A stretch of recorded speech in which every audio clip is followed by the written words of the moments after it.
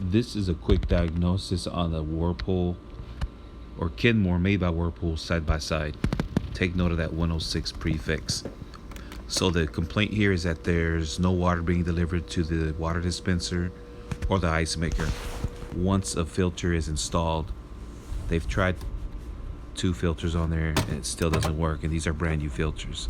So I'm going to go ahead and remove this filter from the water loop and go back to the water dispenser and check that for water flow. Once I get that confirmed and find out that we're able to get water with the water filter removed, that immediately tells me that there is an issue with the water filter housing and it's time to replace it. So it's 2 screws, one holding the shell. Once that screw is removed, it exposes another screw for the housing itself. And then there are 2 tabs that it lifts up and away.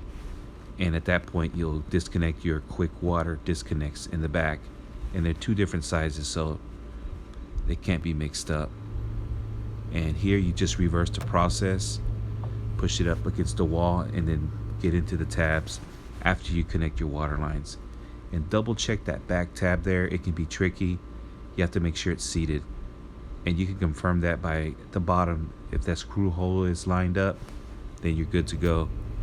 And what I like to do here, I'll just gently tug at it, gently move it, make sure it's secure. I'm gonna put a new water filter in there and test it for water flow with the new water filter installed. And at this point, we have water flow.